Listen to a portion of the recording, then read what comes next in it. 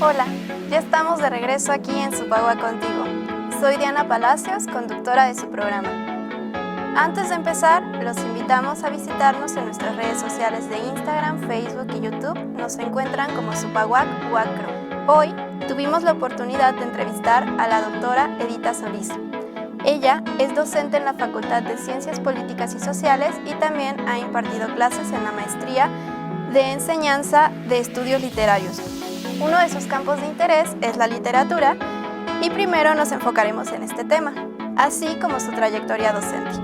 Sin más, vámonos a la entrevista. Un poco sobre la historia, cuáles fueron las condiciones históricas a las que se enfrentaron las mujeres dentro de la literatura y cuáles fueron las que hicieron que fueran relegadas en este ámbito, en este ambiente. Mira, es un tema complejo. Yo sé que el tema de la transversalización de género hoy es como casi obligado, como políticamente correcto hablarlo. Y sí nos sirve para revisar algunas situaciones, como tú ahorita lo mencionas, en este caso históricas, ¿no? Visto desde la perspectiva de género, en el trayecto de la historia de la humanidad, ¿qué ha permitido, qué condiciones han hecho que las mujeres estén representadas o no representadas, escriban o no escriban, produzcan o no produzcan, no solamente en la literatura, sino en todas las áreas del conocimiento, en el arte, en la música, en formaciones profesionales, las ingenierías, la arquitectura, la filosofía. Entonces, viéndolo históricamente, creo que la explicación es una explicación estrictamente materialista.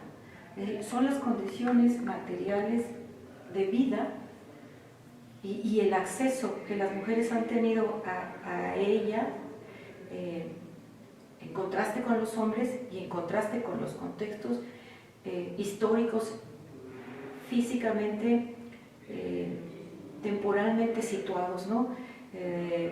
Si es durante las primeras civilizaciones, si es durante el periodo griego, y cierto periodo griego, si es durante la época industrial, si es durante la época de la monarquía.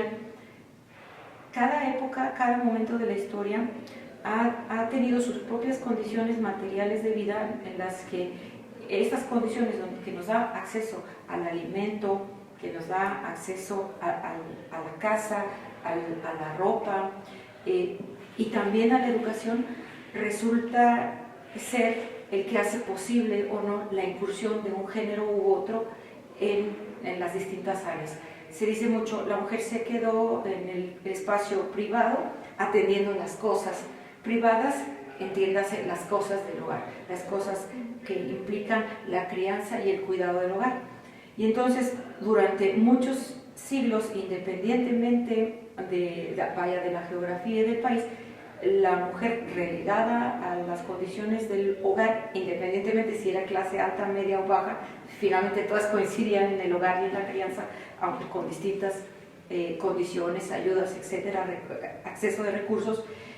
Lo que era claro es que no tenían acceso a la otra esfera, a la esfera de la formación literaria, entendida como la formación en letras, la formación que te permite leer y leer a profundidad, leer para desarrollar tu propio pensamiento, y escribir, que sería la otra parte que complementa, que escribir en ejercicio de tu propio pensamiento. Entonces, en la historia son ciertos sectores, incluso de la población también masculina, porque no todos los hombres tengan tampoco acceso, o sea, no solo las mujeres, sino tampoco los hombres tenían acceso, sino ciertas élites que podían pagar o que pertenecían a la élite son las que tienen acceso a la educación y a la mejor educación que el momento histórico les puede brindar.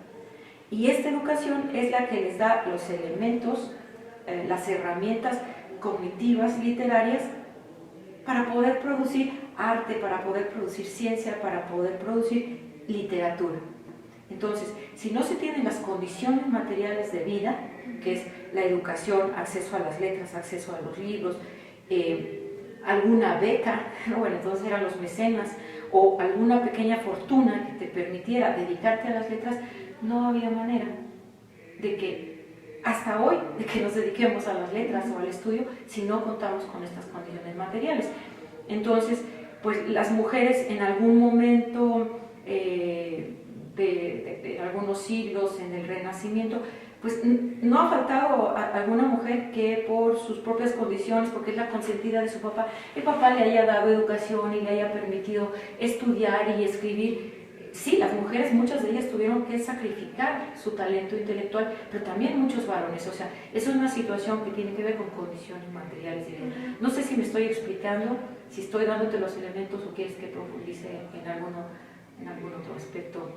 Quizás, bueno, entiendo, e incluso esto ya nos lleva como un poco a cambiar el que sea solamente hablar de las mujeres en la literatura, sino como el trabajo literario en general, y hablando un poco de las condiciones en México, bueno, en general en el mundo, pero también aquí en México, ¿a qué nos enfrentamos actualmente como escritores, no? Bueno, yo aspiro a eso también, entonces, ¿a qué nos vamos a enfrentar o a qué se enfrentan los escritores contemporáneos? ¿A qué condiciones para llegar a tener éxito? Pero pensando también en esta parte de su papel como docente de la literatura, de la materia de literatura, ¿qué es lo que usted plantea para quien quiere dedicarse a esto, ¿no? Sí, yo me acuerdo cuando yo entré a la maestría en literatura, que lo primero que nos decían es, esto no es una escuela de escritores, o sea, estudiar literatura, hacer crítica literaria, teoría literaria es una disciplina científica como cualquier otra, ¿no? El objeto de estudio es formal, un objeto científico. La literatura, con todos sus recortes hechos por las distintas disciplinas a lo largo del siglo XX, ¿no? Como la lingüística, la semiótica, por ejemplo. Entonces, una cosa es enseñar literatura. Enseñar literatura para mí ha sido enseñar a leer literatura, así como enseñamos a leer teoría social, así como enseñamos a leer filosofía, así como enseñamos a leer medios de comunicación pública. También hay que enseñar a leer la literatura de acuerdo a las características que cada escritura tiene, en este caso la escritura literaria, desde sus distintos enfoques, desde sus distintas teorías, desde sus distintas valoraciones, pero siempre asumiendo la literatura como un objeto formal de estudio, un objeto científico. Ahora, aprendiendo a leer literatura, lo curioso es que aprendemos a ver cómo está estructurado el texto, cómo se manifiesta lo que llaman algunos autores la inteligencia del autor, la inteligencia autorial, cómo se manifiesta en la propuesta literaria. Es como el ejercicio que hicieron, por ejemplo, los autores de la Casa del Lago, que estuvieron yendo durante medio siglo a Europa y se dedicaban a hacer traducciones, se dedicaban a hacer crítica literaria, se dedicaban a hacer correcciones de estilo. Entonces, este tipo de trabajos te permite entrar de lleno con el texto y entender cómo cada autor estructura, manifiesta, comprende su acto literario y su acto de escritura. Porque cada acto de escritura también tiene una propia definición, una propia teoría que se expresa en la boca de los mismos personajes literarios que están ahí cifrados, ¿no? Entonces, aprender literatura nos permite entender como la parte trasera, como la maquinaria de la escritura, al mismo tiempo que nos alimenta, porque oímos distintas voces, vemos distintas fórmulas de la escritura, vemos distintas formas de escribirla, de pensarla, cómo se maneja el tiempo, cómo se usan los recursos. Por ejemplo, este recurso que a mí me encanta, que es el papel de los mitemas, es decir, los mitos reestructurados, resablados para construir espacios literarios, o los temas del desdoblamiento como un recurso literario para fragmentar el tiempo y darle la vuelta a la historia y al final sorprenderte. Es decir, nos permite entender la maquinaria de la literatura. Lo otro que necesitamos es que nos guste escribir. Y no hay fórmula para el escritor, así como nadie, como un buen escritor, nunca escribe igual a otro, y así como cada escritor en cada obra pretende modificar su forma de escritura para ensayar nuevas formas de literatura o de escritura. Entonces, yo lo que les diría a ti y a todos los que quieren escribir, a ti, a mí, es buscar el espacio para escribir y hacerlo. Hasta que la propia voz de la escritura se manifieste y nosotros nos volvamos como esclavos de lo que estamos escribiendo.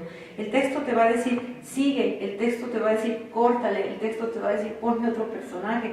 El texto termina por interpelarte a ti como escritor. Entonces necesitamos buscar ese espacio de escribir, escribir, escribir, hasta que el texto se dé satisfecho por sí mismo.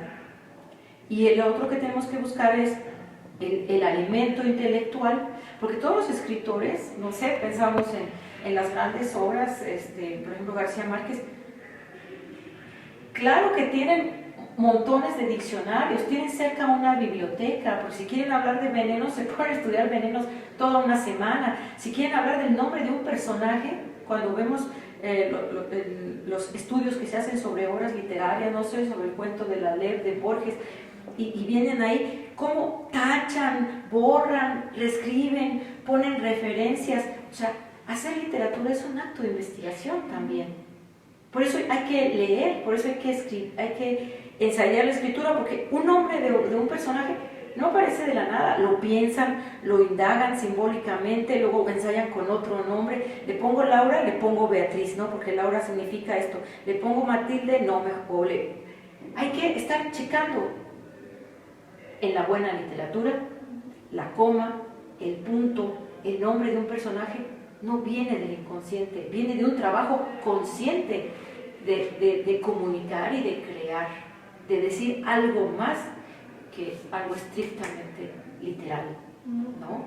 Entonces hay que alimentarnos, leyendo, escuchando, caminando, observando la naturaleza, viajando, comiendo, gozando, o sea, viviendo, pero conscientemente, para que la escritura se nutra. Yo creo que sí, la vida del escritor parece ser romántica, pero no, ellos pasan escribiendo mucho tiempo, pasan leyendo mucho tiempo, pasan dando a revisar sus textos a ciertos amigos, a ciertos lectores que comunican, que hablan, y ya después sale el texto como si fuera una obra de arte producida por un insight, por la paloma del Santo Espíritu, una musa que te visitó en la noche. No, eso ellos lo cuentan después por pura diversión, así, no, pues cuando escribí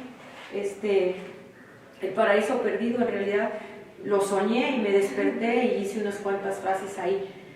Eso también es parte del ejercicio de la ficción, pero la verdad es que ningún texto sale en la primera escritura. Hay que borrar, hay que tachar, hay que dar a leer, hay que revisar, es un acto de creación. Esto también, bueno, me lleva a pensar un poco como en la actualidad, con el tema de que pues uno tiene que vivir, ¿no? Tiene que experimentar, tiene que estar presente, y como ahora estamos todo el tiempo acá con el teléfono y no estamos del todo presentes, ¿cómo eso ha afectado a la literatura actual, a la creación? Mira, te lo pongo así, yo creo que antes de afectar a la literatura, ha afectado la lengua, el lenguaje oral, el gusto por construir oraciones, palabras, ha afectado la paciencia, porque también lo que se nos ofrece cada vez es más rápido y nos lleva a una como compulsión por el entretenimiento veloz de segundos. Entonces, afecta el desarrollo de la lengua, afecta el desarrollo del pensamiento, afecta la paciencia para la escritura y para la elaboración que lleva. A veces las novelas llevan 3 años, 2 años. O sea, una obra de arte lleva tiempo, ¿no? El tiempo que la obra te pida. Pero tú necesitas estar diario trabajando ahí 4, 6, 8 horas. Así como en las tesis, no se hacen solas, tienes que estar escribiéndolas. Para que dicen, cuando la musa te reciba, te visite, te encuentre trabajando. Es un decir. Entonces, creo que también el compromiso la generación adulta, los profesores que estamos en la universidad, es que si queremos formar lectores, y decir formar lectores es formar ciudadanos, es formar la contraparte de la lectura, es la escritura, formar personas que también gusten de expresarse por escrito y de expresar ideas propias por escrito, pues nosotros tenemos que convertirnos primero en lectores y tenemos que dejar de entender el trabajo docente como un trabajo institucional, como un trabajo, como una chamba que complementa la mensualidad de mi coche. Tenemos que entender que el trabajo docente del profesor, no solo universitario, también preparatoriano, también de secundaria, es un trabajo intelectual. Todo profesor debemos asumirnos como intelectuales, porque con eso trabajamos y eso es lo que formamos. Entonces, si no somos buenos lectores, si no producimos, si no escribimos nosotros, ¿qué tipo de clases vamos a dar? O sea, si no me estoy actualizando, si no estoy yendo a congresos, si no estoy publicando. Y eso aplica tanto a todas las ciencias. O sea, si enseño literatura, o no soy escritor, o no hago crítica literaria, ¿cómo vas a enseñar literatura? Ajá. Si voy a enseñar investigación, pero no hago investigación, ¿qué voy a enseñar investigación? Entonces, es bien importante que los profesores aprendamos a decir, bueno, el celular se queda ahí en su cajita, va a dormir, modo avión, vamos a disfrutar de escuchándonos, vamos a disfrutar de la lectura. Es bien importante, por ejemplo, para quienes tienen niños chiquitos, leerles en voz alta y hacerles leer en voz alta. Eso también yo, ahora que me enfrento a las nuevas generaciones, 18 y 19 años, ya no leemos en voz alta. Y leer en voz alta es saborear las palabras. Y también eso hay que enseñarlo, hay que mostrarlo para que el otro lo aprenda. Así como se aprenden los gestos, así como se aprenden las expresiones de casa, así también se aprende el gusto por la lectura, el gusto por la escritura, el gusto por manifestar ideas personales, propias. Así es. Y bueno, pensando ahora en la parte positiva de estas nuevas tecnologías, de estos nuevos cambios, ¿qué hay de nuevo? Es positivo, no sé si conoces el libro de Giovanni Sartori, el Homo Videns. O sea, claro que eso es progreso, la tecnología es progreso. El problema es cómo lo usamos, ¿no? Por ejemplo, durante el periodo del COVID, de un día a otro, jamás yo pensé que iba a usar el Zoom, no tenía ni idea. Pero cuando ya era inevitable que tenía que dar mis clases en línea, vamos al Zoom. Tenía yo una hija de 19 años que mamá, ya te dije, pero si ya te lo expliqué 10 veces, una hija que me enseñó a manejar el Zoom y los estudiantes que me apoyaban. Y entonces, ¿qué descubrí? Precisamente enseñando literatura. Y que lo aplico ahora en el salón de clases. Estamos viendo algún cuento, alguna novela, y en la novela aparece que un personaje se saca los ojos, ¿no? Y entonces decimos, bueno, en los mitos griegos, ¿quién se saca los ojos? Ah, no, pues, se ponen a busquen en internet, mito griego donde el personaje se saca los ojos. O estamos viendo un cuento en el que el personaje muere en las patas de un caballo. Mito griego donde el personaje muere en las patas de un caballo. O pintura surrealista o pintura simbólica de personaje que muere frente al mar entre las patas de un caballo. Entonces, del Zoom lo que me encantaba es que puedes subir inmediatamente pinturas que están en museos, puedes subir imágenes con las que trabajas más las metáforas, o que trabajas con aspectos, digamos, hipertextuales. El texto se abre y ya no se queda todo a la imaginación, sino que también ves cómo la literatura se nutre de la fotografía, se nutre de la pintura y de otras formas narrativas, fragmentos de películas. A mí eso me encanta del Zoom. Y bueno, de tener una computadora en un salón de clases, pues vas a la computadora y pones ese ejemplo, pones esa pintura, pones ese fragmento de teatro, pones el mismo fragmento de texto para leerlos todos en voz alta. O sea, tiene muchísimas ventajas. el mismo hecho de, por ejemplo, hay una ventaja en que tienes el acceso al texto, pero yo insisto en que la lectura tiene que seguir siendo en papel, para poderlo rayar, para poderlo marcar, para poderlo hacer nuestro, para eso, para hacerlo nuestro. Porque en internet estás leyendo una obra literaria de 400 páginas en PDF y justo en la obra literaria se trata de buscar qué dijo en este párrafo, qué hay en esta página, y yo siento que en eso todavía no es suficiente. Y bueno, si se va la luz y se acaba la pila, pues ya, pero en cambio, cuando tienes el documento, ahí está, siempre lo vas a tener y tus apuntes siempre van a estar ahí. Y bueno, esto es un poco más personal, pero ¿cómo ve este hecho, ahora que mencionas, ¿no? que está bien hacer tuyo el libro, ¿no? Y señalarlo y rayarlo y hacer, porque hay mucha gente que le molesta que uno haga eso. Ajá. ¿Cómo lo ve eso? No, bueno. Marx decía que a los libros hay que tratarlos como esclavos. Yo entiendo que para Marx la única esclavitud posible es la de los libros. Entonces, si tu libro es tu esclavo, ¿qué vas a hacer con él? Pues lo puedes rayar, tienes que hacerlo trabajar, tienes que fatigarlo, como también decía a veces Borges, fatigar las páginas, leyéndolo, cuestionándolo, marcándolo, comulgando con él. O sea, comulgar es cuerpo con cuerpo. Entonces, comulgar con tu libro, un libro está hecho para eso, no es una obra estética, no es el David de Miguel Ángel para que esté en el museo. Un libro no es una obra de museo, un libro es un amigo. Y a un amigo lo abrazas, lo apachurras, lo besas, te pones borracho, a veces te raspas, a veces no te raspas. Un libro es un instrumento del conocimiento. Y en un libro invertimos emociones. En un libro dejamos nuestra propia marca de lectura y que a veces enriquece cada vez que volvemos a leer. En un libro, yo así lo veo, deja ciertas notas, deja ciertas marcas.